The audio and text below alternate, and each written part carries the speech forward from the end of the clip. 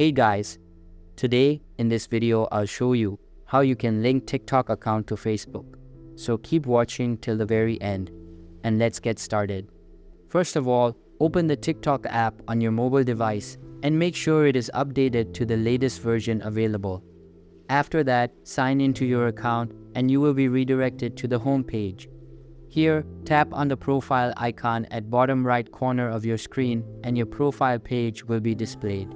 Now, tap on the hamburger menu, open the settings menu and access your privacy settings.